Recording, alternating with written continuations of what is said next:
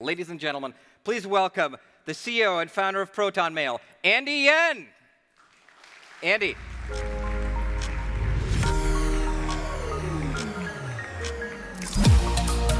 We'll do the fist bump this year, huh? Elbow? Yeah, elbow, yeah.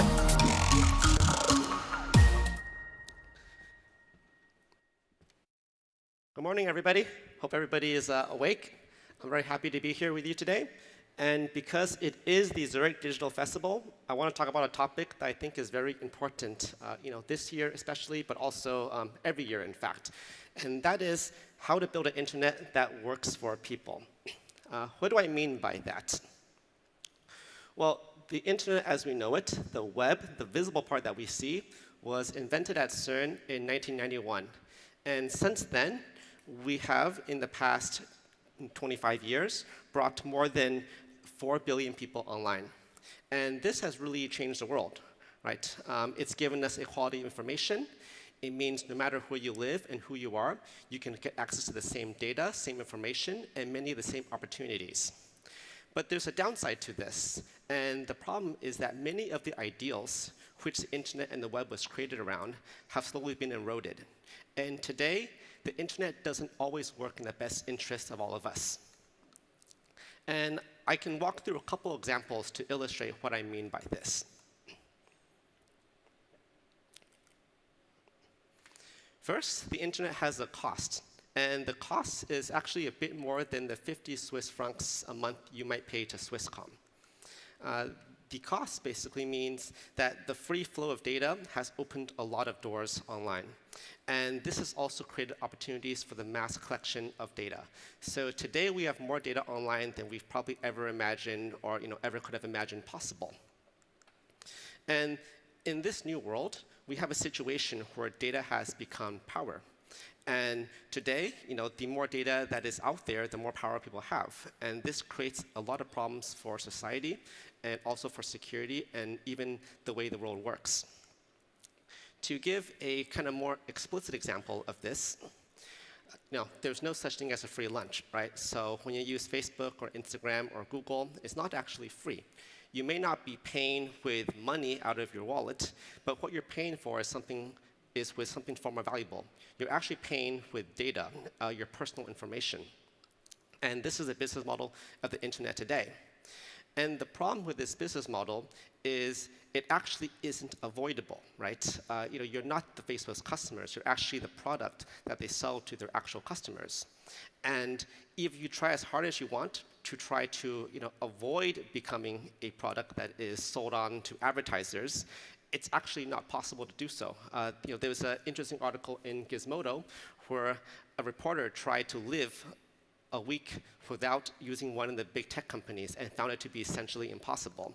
So it's kind of a bad deal for the consumers. You have no choice but to give up your privacy and your data if you want to use the internet, and you have no other option. You must take this deal or you can't get online.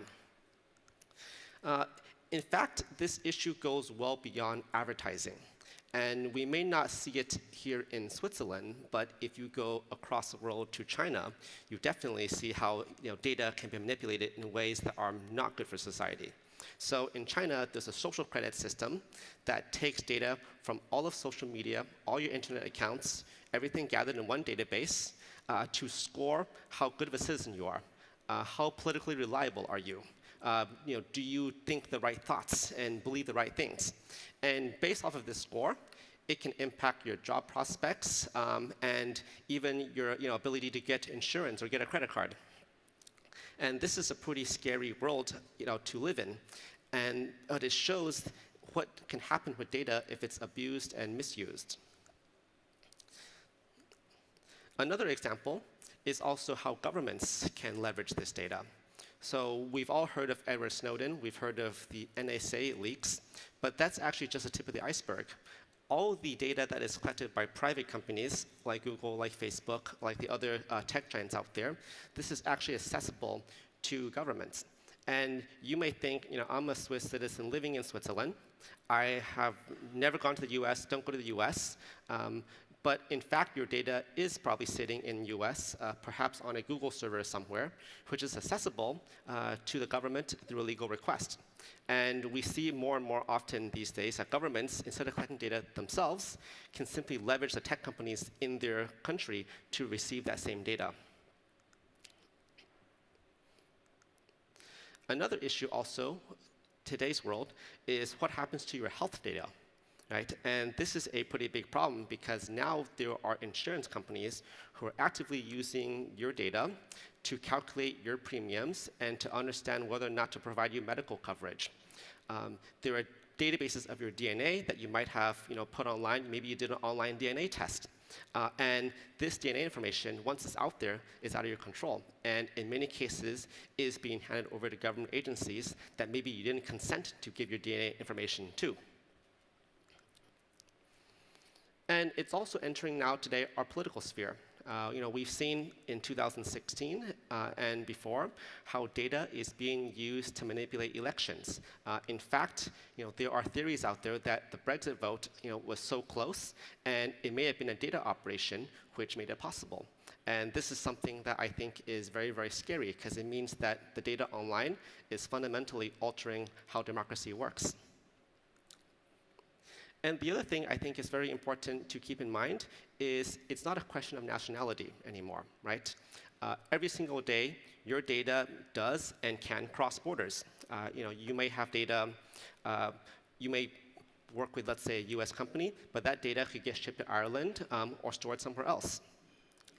I'm sure all of you have heard the news about TikTok recently, right? And the US administration's attempt to block access to TikTok because it doesn't want American citizens' information going to China.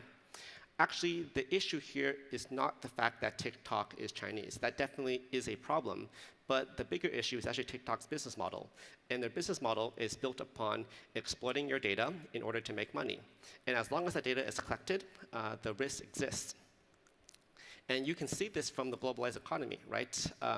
You may put your data in a German company, but that data is just one merger and acquisition away from being transferred to a third country that maybe you don't consent to. And this is also another one of the issues that we face.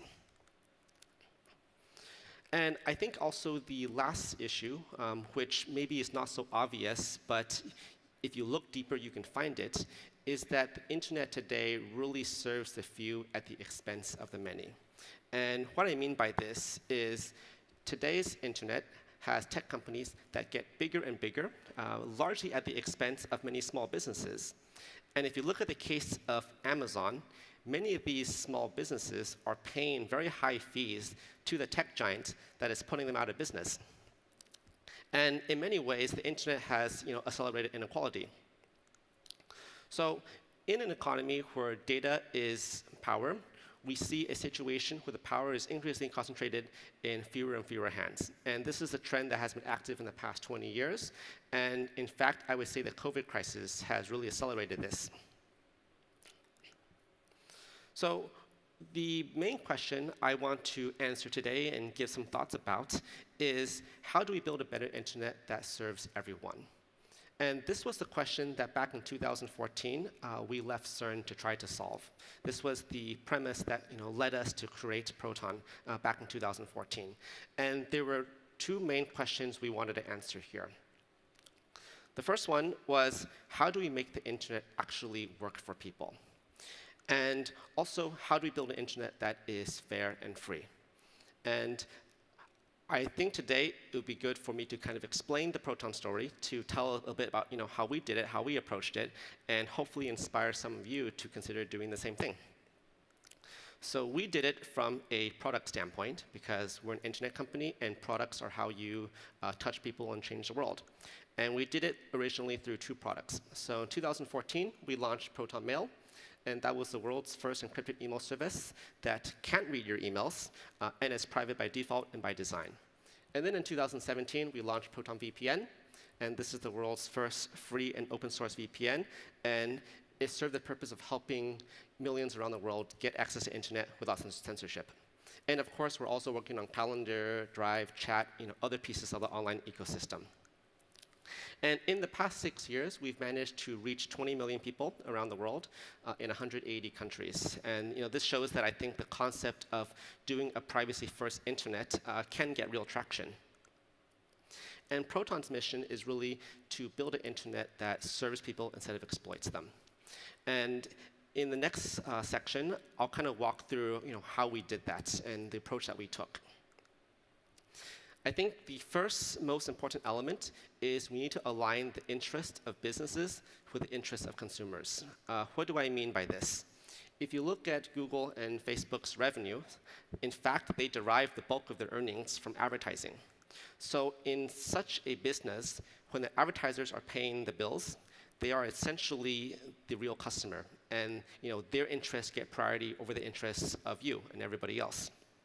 And I think in order to change this, we need to turn this around, right? And in Proton's model, customers pay us directly. So we have no third party that we're interested in. Our only interest is to serve our users because they're the ones who actually pay our bills. And I think the alignment of interest is the first thing that has to be done. The second thing is we need to treat data as people and not a commodity. And this is pretty easy to understand because, in fact, your data online, it embodies who you are, right? Who you visited, your friends, the things that you search for, your different interests, your political leanings. This defines you. And like today, we do not sell people. We also shouldn't sell people's personal data. That's just a basic principle. So we need to respect data for what it is, which is people. And there's also a technical approach that we can do to address this. First one is data minimization, right? The easiest way to protect data is to not have it in the first place. So don't collect data if you don't need it.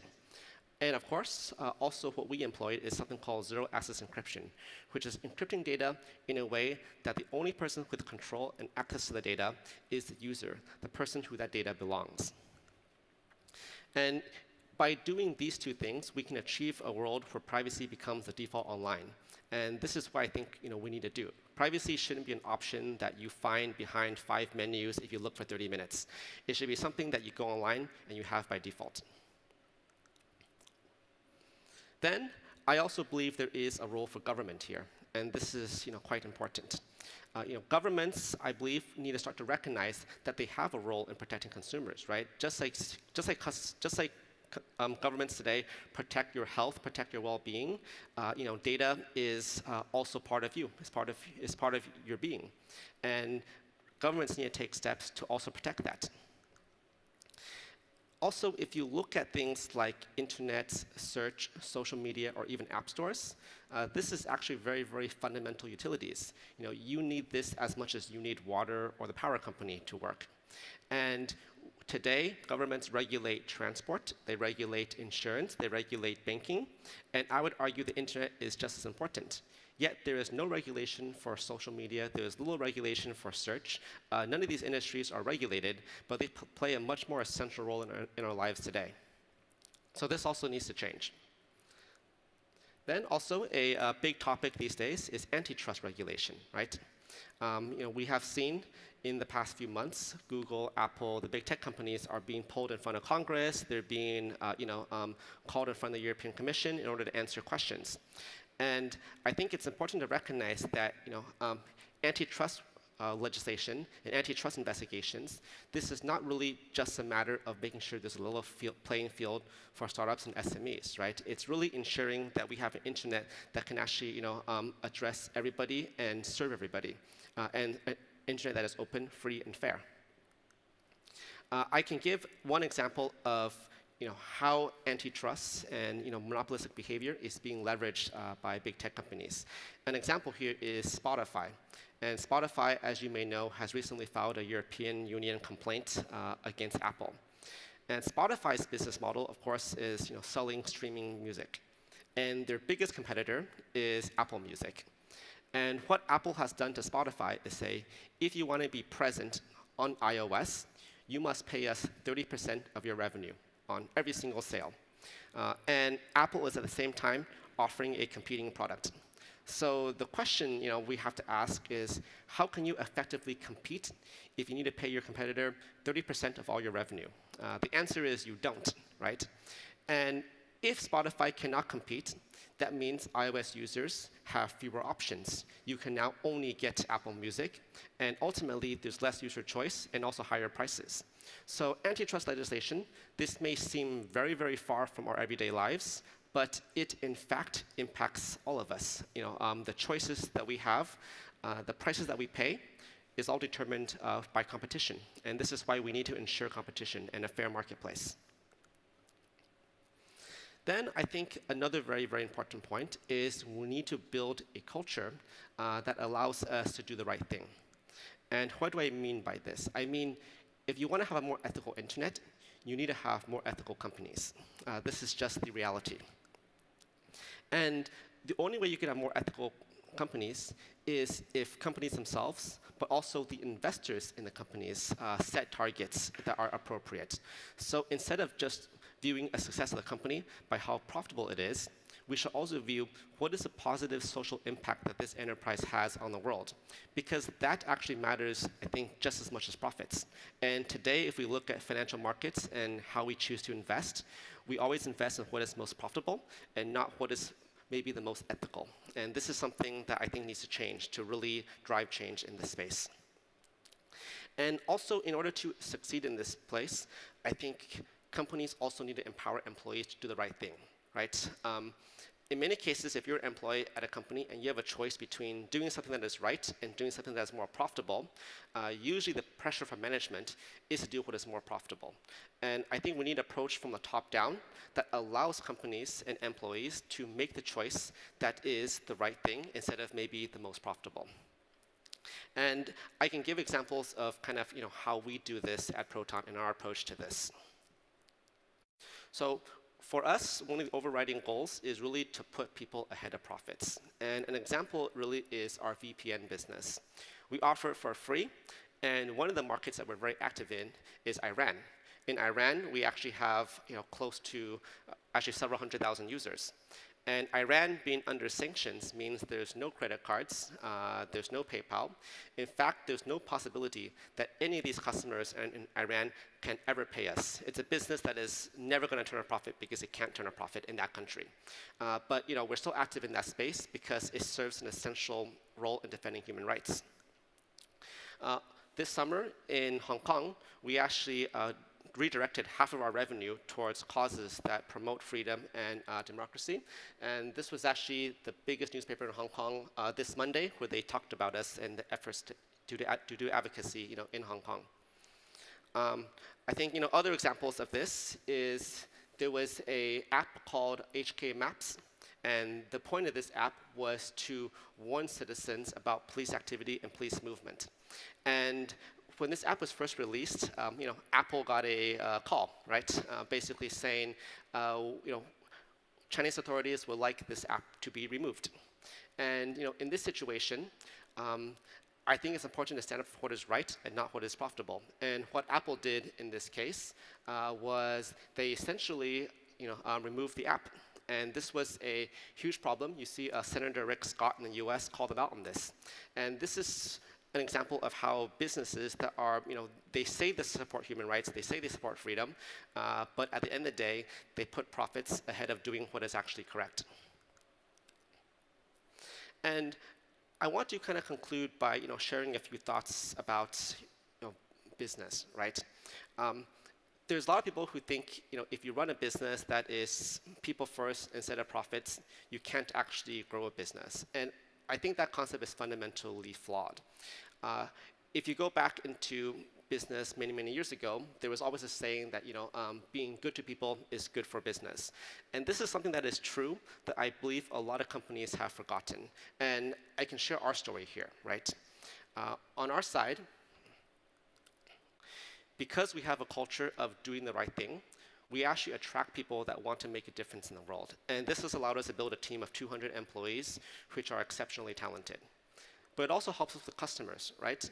Because the businesses that are the best and the most successful are the ones that can connect the most deeply, with their customers. And in fact, our values helps us make that connection. Companies know what we stand for. They know that we will fight for them. And because of that, they will fight for us as well. They will support us. They will evangelize the product. They will tell their friends. And our growth to date has mostly been organic because of the connection that we build with our customers. So for us, doing the right thing isn't just what is right. It's actually a competitive advantage.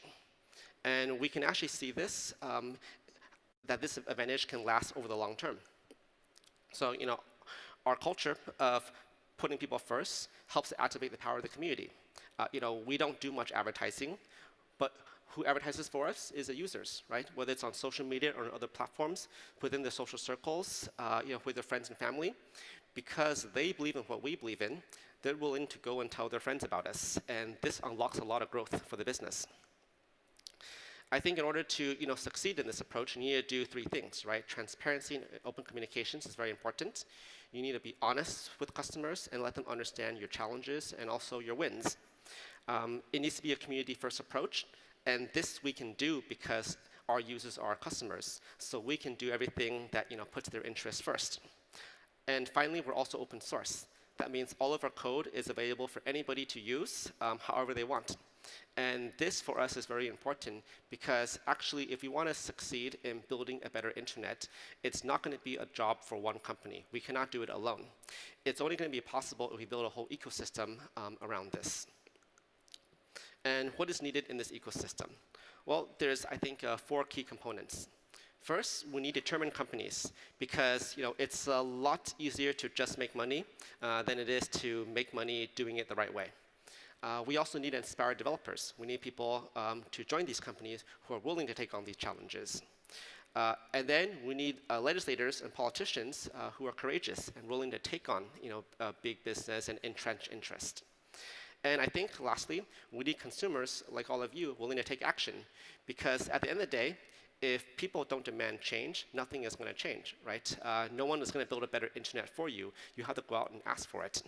But if we bring all these elements together, then actually it's possible to build a better internet and a better world. So to conclude, I want to maybe leave everybody with a few thoughts. First one is, I really believe that the internet will be more private and the future will be more private. This is a shift that has happened slowly in the last couple of years, but it's accelerating.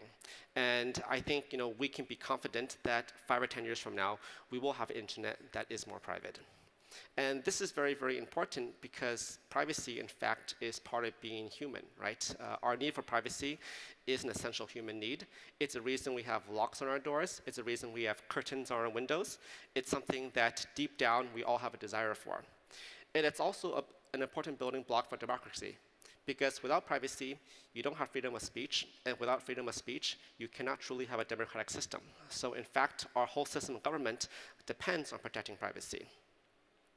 And that really brings me to the most important point, which is that a private internet, a better internet, a more fair internet, that's a choice. And that's a choice that all of us can make. We make this choice every single day through the companies that we support, the products that we use in our daily activities. So we may seem powerless against big companies, but it's not true. We have all the power within our hands to make a difference in the world. So with that, I want to encourage everybody to let's choose an internet that can work for all of us, right? Choose an internet that is fair, equitable, that promotes small businesses, promotes SMEs, and an internet that defends privacy, defends our fundamental rights, and together we can build a better world in the 21st century. So thank you. Andy, thank you. Thank you for that lovely presentation. I think it's very important for all of us, especially with everything we've seen this year, that we do keep the internet free. I know Apple just announced the Apple One subscription, right? Yeah. Right on the end of the antitrust lawsuit. Probably not the smartest time to announce that, but I think that's something that's going to really be in our minds in the next couple of months and years to come. I want to open up for a few questions if you're up for it. I think we have time for 1 or 2 questions, so raise the lights. Perfect. Now everybody's awake. Let's do some exercise. All right, everybody left hand up. Okay, here we go. Half. Okay, we got a good number there. Okay, who's got some questions they would like to ask? So there's some mics that are running through, so just raise your hand and they will come to you with the mic because we can't use the throwable microphone this year. So any questions? The first one's always the hardest, so. I also can't really see you because of the fog, to be honest with you, so you might have to speak up a little bit. Oh, this one. Oh, perfect. Yeah, right there. Gentleman in the front. We have a mic coming to you right there. Yep, the guy in.